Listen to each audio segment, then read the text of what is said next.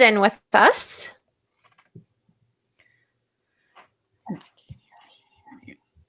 Can you hear us? Yep. Nancy? Oh. She just said she can't hear anything. Nancy, can you hear me? Uh-oh.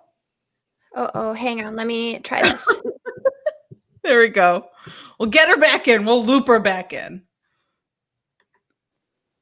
Man, Okay, I thought I was going to cause the problems this time. Here she comes. Can Is you she hear back? us now? Can you hear us, Nancy? I can't hear it. Oh, no. Okay. Let's try it again. We can Hi, hear Meredith. Yeah, okay, we can hear her.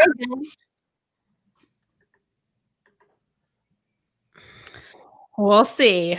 Well, for now, let's just say hello to folks. Meredith Lawson Rowe says hi. Hi, Meredith.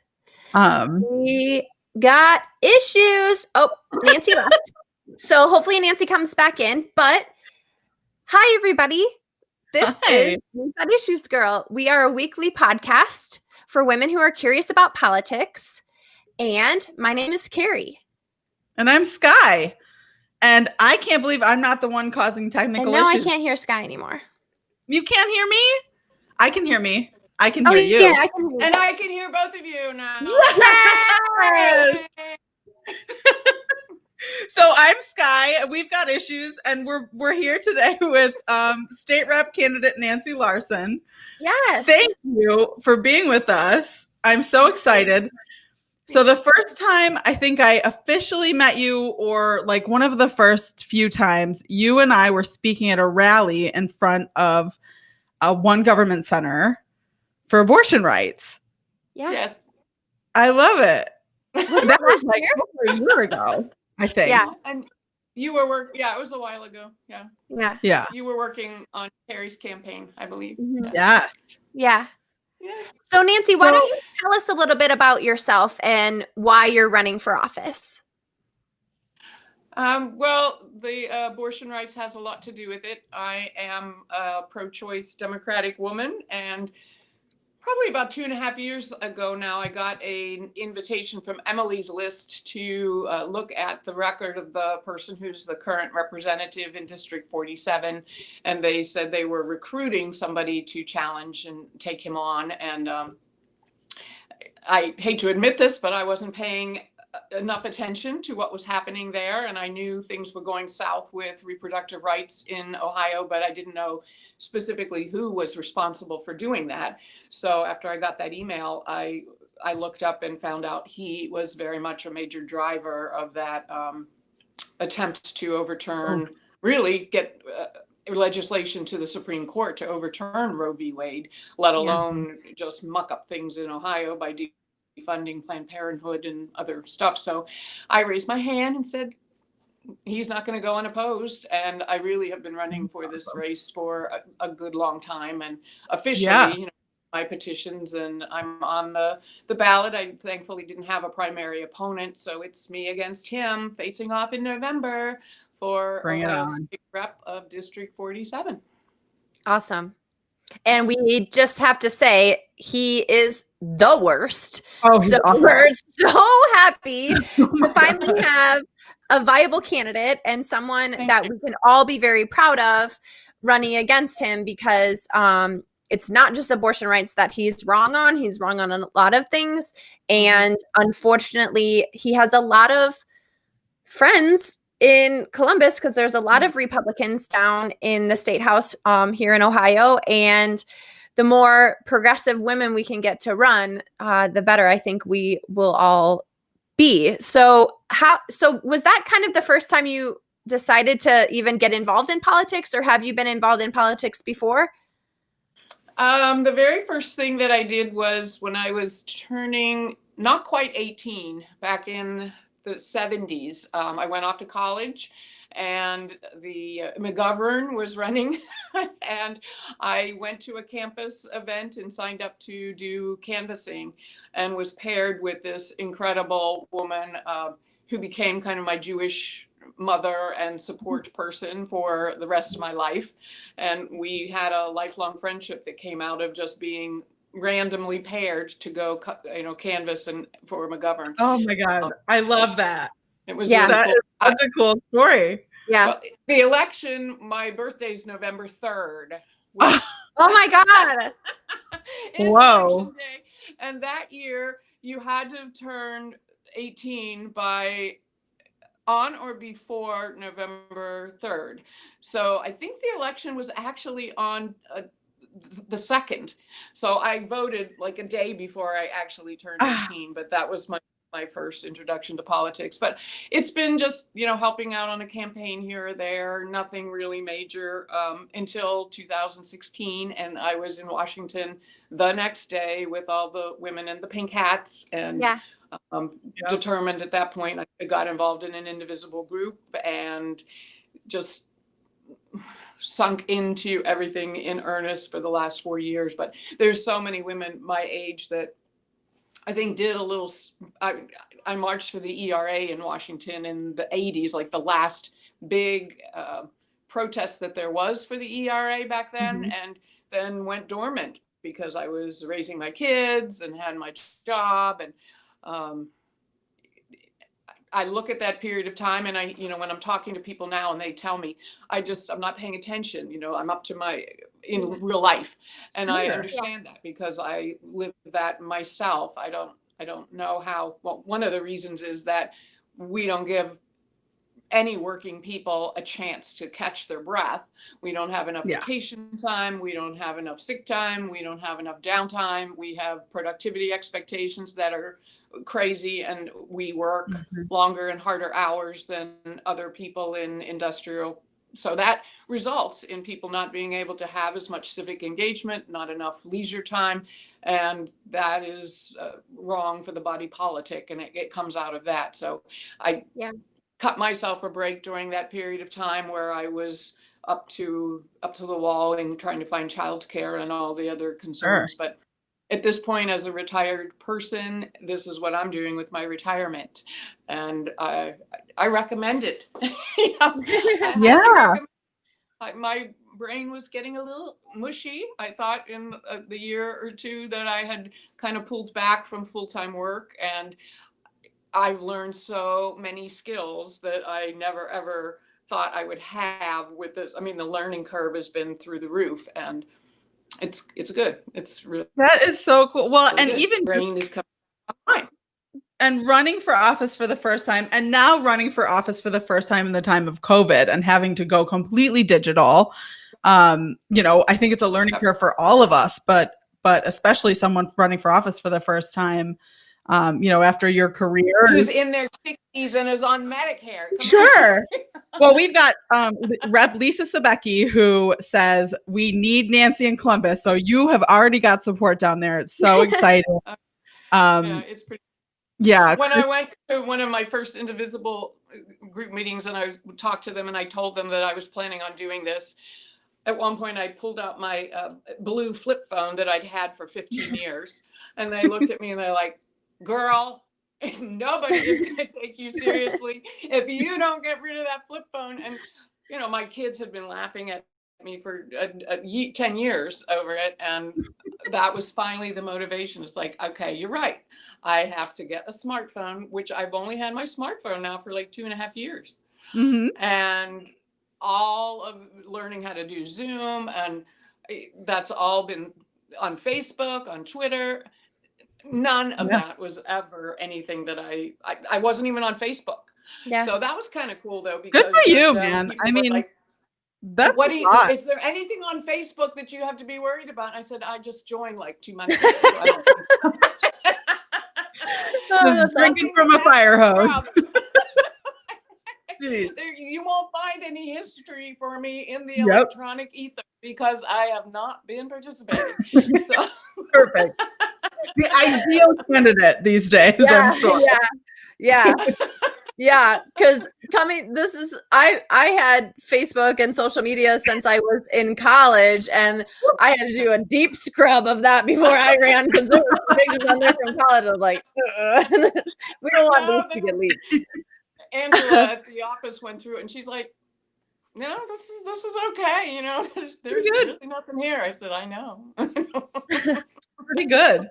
Yeah. It's I appreciate Jacqueline Haynes has been commenting, and she says that she's been in a dormant period. She's paying attention and unable to participate, but she wants to. So I'm hoping that this kind of conversation helps folks like Jacqueline who don't feel like they have the energy even, and which I totally understand. It's exhausting. Well, I'm getting more energy. This whole thing about retirement, it was surprising to me how quickly I felt like I was slowing down. And each day that I do more and more and more activity, I really do feel like I'm getting back to an energy level and a productivity level of where I was 10, 15 years ago.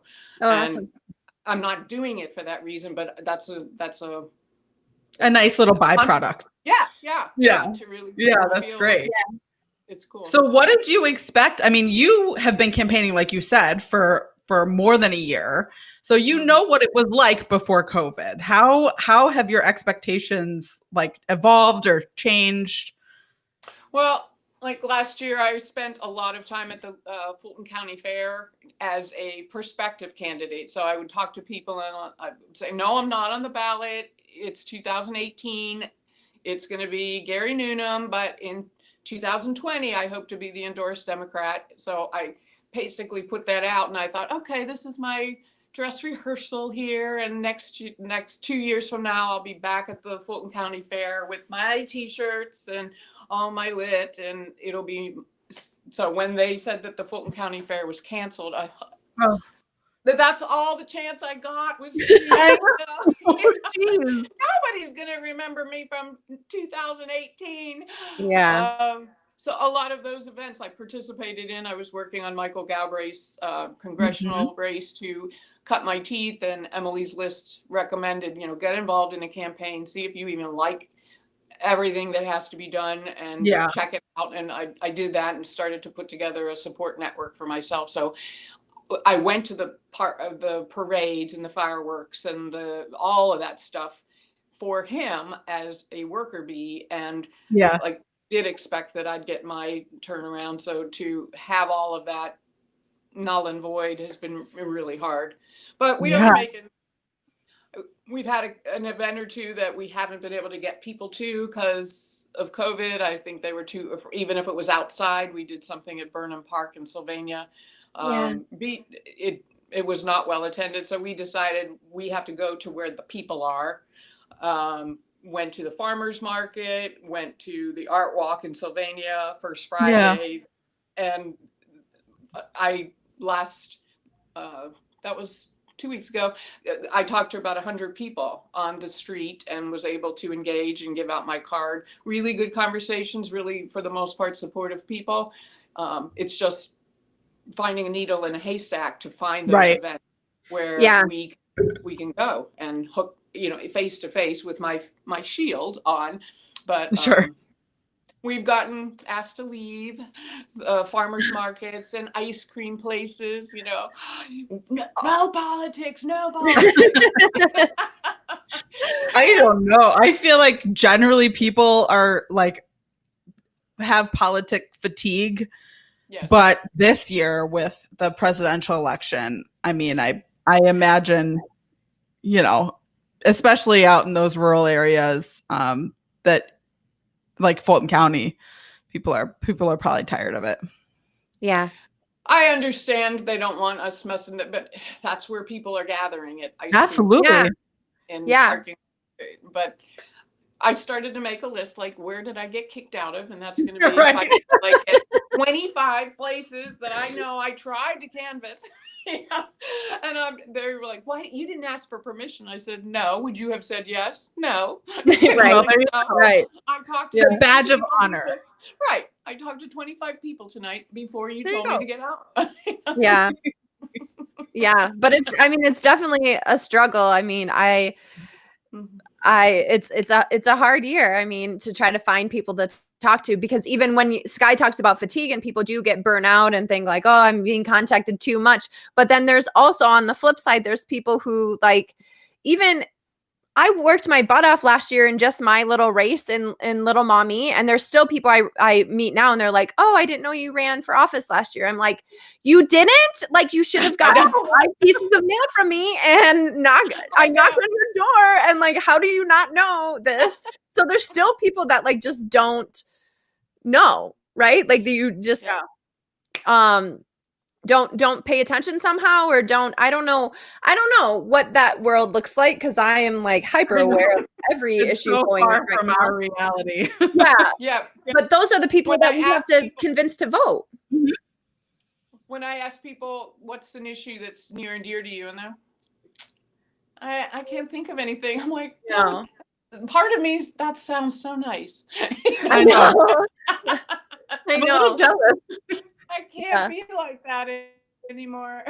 Yeah, I know. Well, and also because, I mean, maybe that's just something that they don't have on the top of their head, but there's always an issue out there that someone is passionate about. And I think that everything is political. I mean, we talked about this earlier, but this is the whole reason Sky and I started this podcast, because women do care so much about their communities, and whether it's like the school that their kids go to or the roads that they're driving on, like women do care. They just don't always think about it through a political lens or a policy lens. And it's like, everything's political.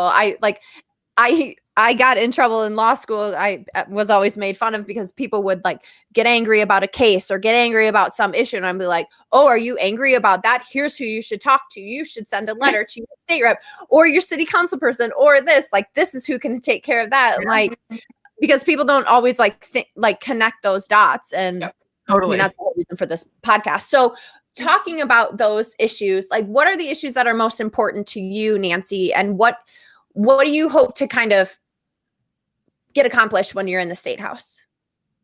I already am expecting, like Paula, we mentioned, if the supermajority is still there with the Republicans, I don't know that we are going to be able to accomplish a great deal, but I am hoping that there's really kick-ass women that are running for state house all across Ohio. And if a proportion of us get in, it's going to change the makeup of who's there. So I'm realistic enough to know that my agenda is going to have to be modified immensely with a supermajority still there. But that said, I've been a social worker for a lot of years, and I've worked in different arenas, criminal justice for 12 years, with dialysis patients for 8 years, my own private practice and community mental health and mental health treatment for a lot of years. And healthcare is prime in terms of my expertise. And when I was doing that investigation into my opponent and found out he was the chairperson of the health committee. Yeah. With realtor developer background and and public administrations, like you say that so diplomatically. You say realtor background. He's a slumlord. We can say it. We'll say it for you. I'm going high. Yeah. We don't have a problem with that. He's the worst. He's a slumlord, and he has no reason to be the chair of the health committee. That's what I thought. Absolutely no qualification. A lot of the internal, I'm not a lawyer, I'm a social worker, what kind of skills do I have to get down there? But all I had to do was like really sit and think, what is he bringing to the table? Yeah. Right.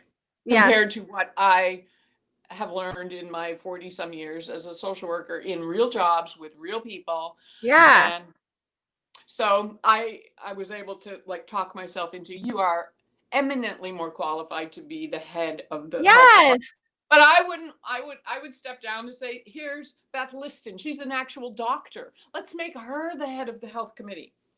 But I think I do. So I appreciate that, because she probably maybe should be the head of the health committee. But women do this too much to themselves, where we talk ourselves out of things like, oh, I'm not an expert on this, so I can't do this. Where like men just like automatically assume that they can do everything, and a realtor can be in charge of the health committee, right? Like, and so of like, course I can do that.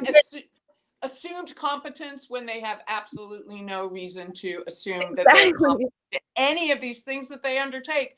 And yeah, I know that intellectually from my social work stuff, but having to confront it yet again in myself, my personality, and to work myself past that to the point of saying, all I have to know is I would do a better job than him.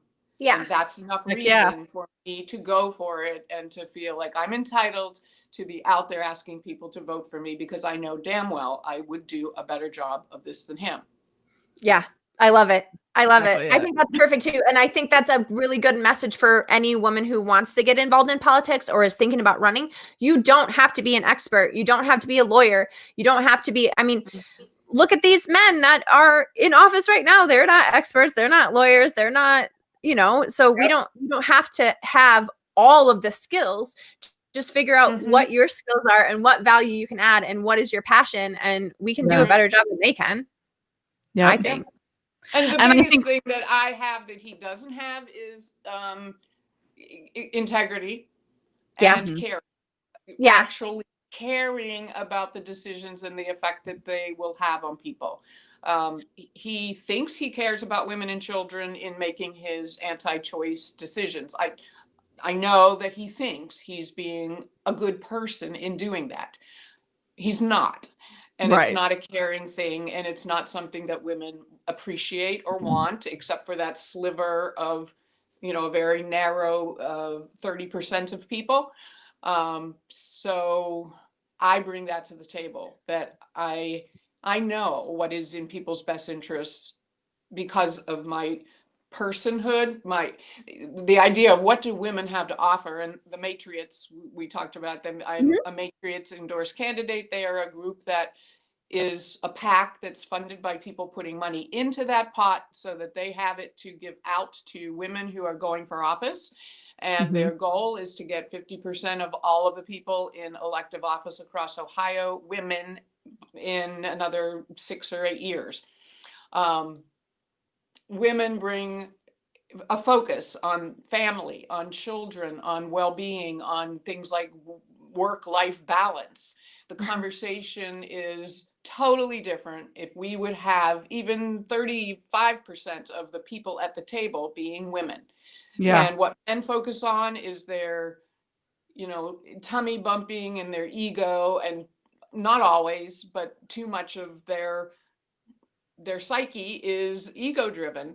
Amy Klobuchar, who talked about stepping back and calling, Biden and saying, this needs to be a woman of color who and I'm taking my name out of the ring. What man would ever? Oh my God. Right. I love the message that we heard last night across the board, but especially from Amy Klobuchar, from my woman hero, my hero of the world, Michelle Obama, talking about empathy and the importance of okay, so this man, the president, and the man you're running against have had a chance to prove themselves, and they have proven that they're not good at this job. So it's time to move on. Right. I think that's really important.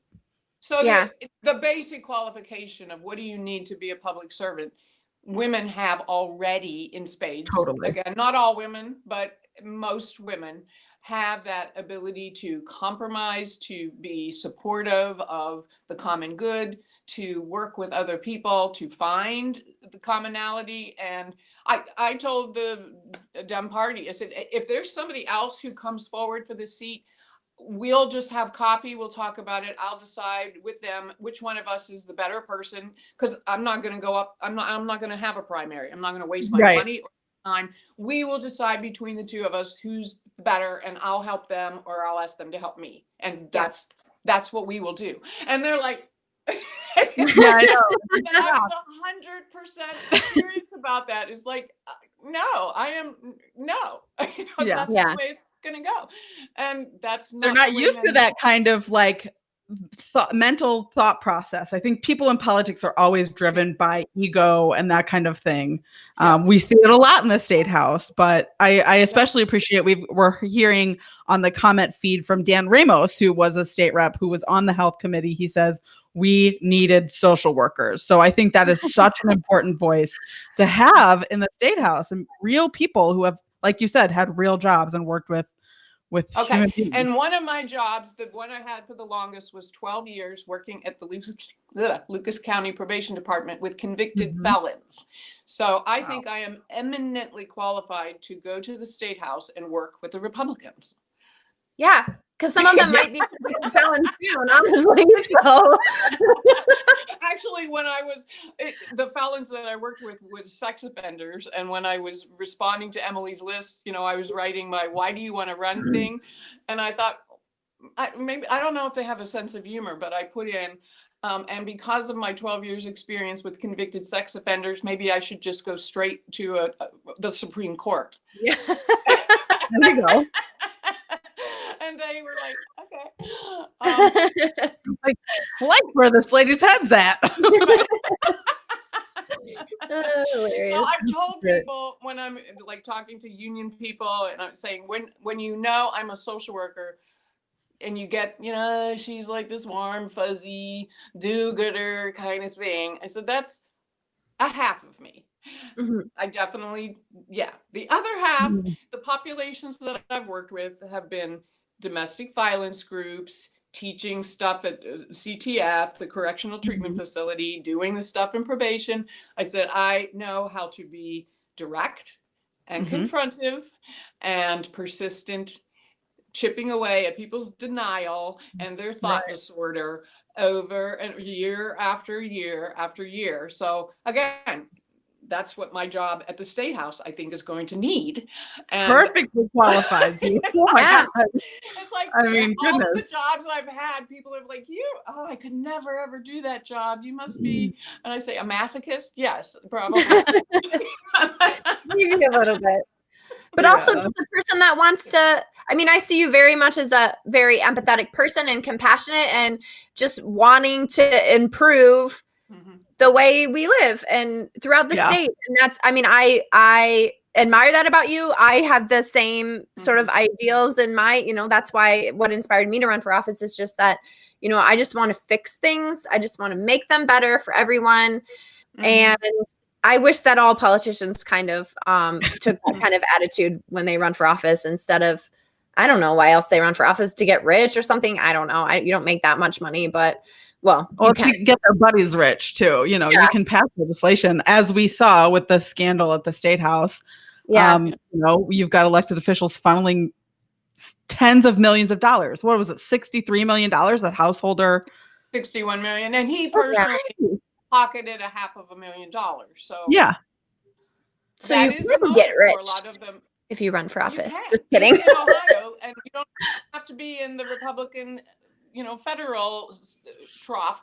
Right. And I tell people, obviously, money is not my driver. I've been a social worker for 5 years. Right.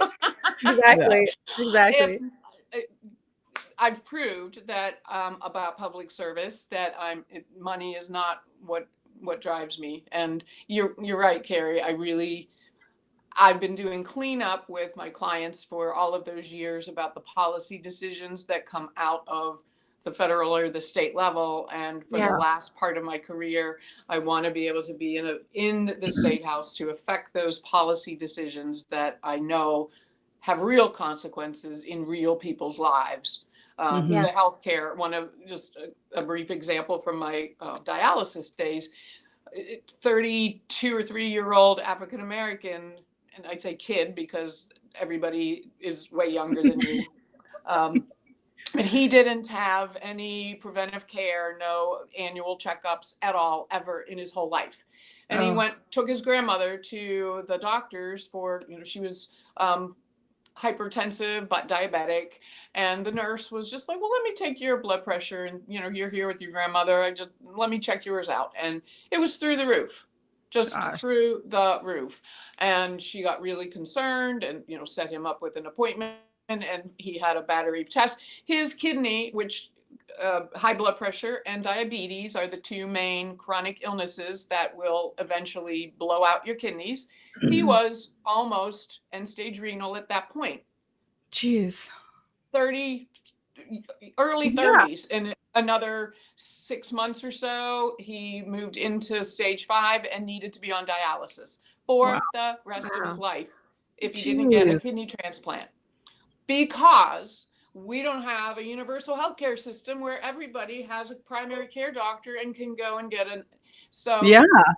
hypertension could have been treated, with the cost of $120 a year for one visit, and statins or dietary information, lifestyle changes. No, now we're paying, aside from the human cost of his time having to be tethered to a dialysis machine for 4 hours, 3 times a week. Jeez. We are paying the cost of that dialysis because we are uncaring and foolhardy to not understand that there's a better way to structure these decisions. So we can have a single payer universal healthcare system in Ohio if we get enough Democrats elected. It's been proposed. Representative Skindell has put that bill into the hopper. The Republicans there know that it's going to happen at some point, that it's just not sustainable for us to continue wasting as much money as we waste. But they refuse to take leadership because my opponent gets money from pharmaceuticals. Insurance companies still have, we see that with Biden's campaign. They are lobbying the crap out of Biden to not go the Medicare for All route. And that's the only thing that sickens me about his platform, is that that's not acceptable. And if we have to go 4 more years with people, especially with the pandemic. I think this should make it even more apparent that we need universal health care, single payer, when we have so many people losing their jobs and getting kicked off their employee health benefits. Like, this was a huge concern for me. I was back in April, I was put on temporary emergency leave.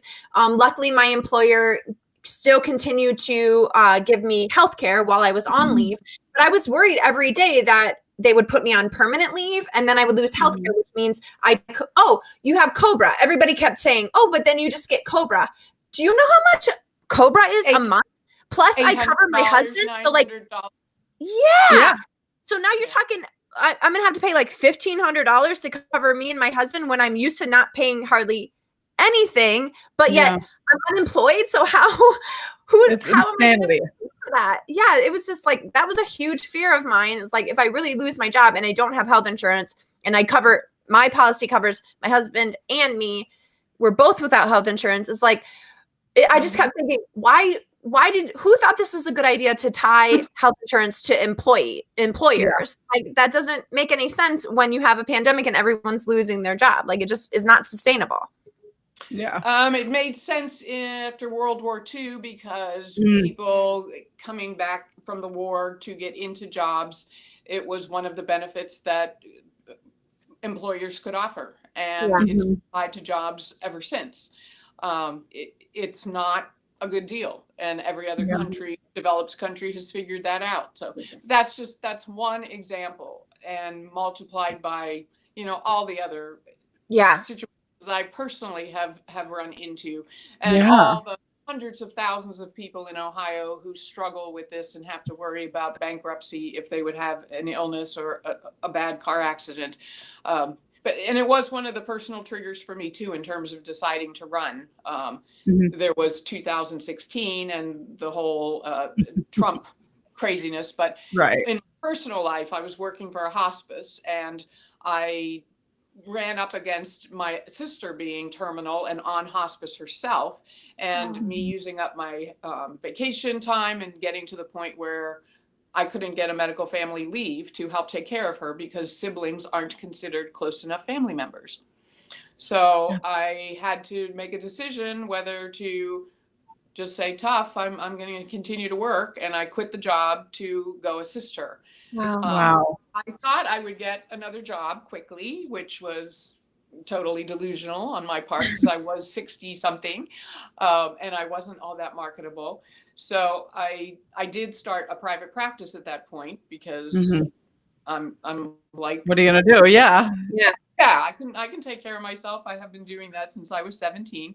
So I started that, but I had to get on the Affordable Care Act because I didn't have any insurance at that point from an employer after years and years and years of having it. And that whole experience of why women are in the position of taking care of sick children and sick relatives and aging parents, and we don't have any kind of enough of a safety net to provide protection for us primarily because it falls on us. Right. And we should be able to have the same, to have a good life with our family and take our family seriously and be there as the caregivers that we are great at doing, and to be participating in the workforce and not to have to take these giant, chunks out because we don't have affordable child care. We don't have leave when things come up. Again, other countries have figured out how to do this, that this is part of quality of life, and we owe it to the people in Ohio and everywhere in the country to make this happen. So that was kind of the final, oh hell yes, I need to, Yeah. I love that. This is not acceptable. I differ with him on the reproductive rights and on gun control, but the overall Republican agenda, which is to punish women for being women, punish women for wanting to do a good job of taking care of their children and their family members, that it's not rolled into this sense of, how can government help all of us have a good quality of life? Right. Yes.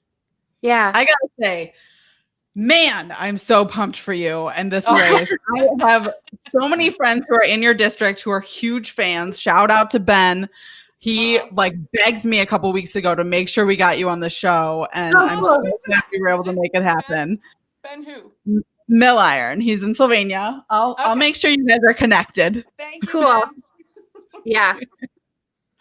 No, it's great to see. I'm glad that you took this leap of faith and stepped up to run, and I'm really glad Emily's List reached out to get rid of your opponent, because that's necessary. Sometimes you need that little push from somewhere, something, right? So Matrix have been a lot more hands-on helpful because they're Ohio focused. Local, yeah. Emily's List is really spending their resource on the broader, more national, yeah. Yeah, and massive amounts of work all over the place to do. Yeah. I mean, there's a lot to do. Yeah, so, for sure.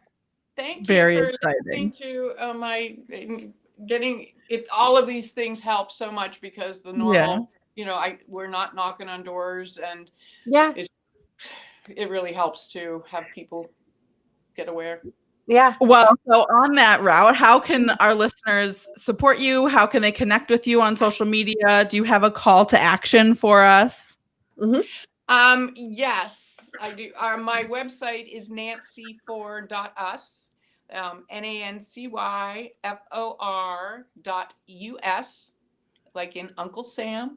And that's kind of a one-stop shop. Anybody that wants to sign up for volunteering, phone banking, a yard sign, Act Blue donation, that's all available there.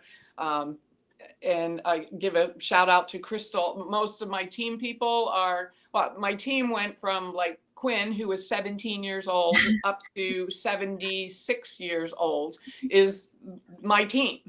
Awesome. Incredible. Crystal has done an incredible job with my website, and we just revamped it, and it's up new. Like the last week was put it out there and launch nice fancy shiny thing. So I'm very proud of it, and it really does reflect a lot of hard work on our part.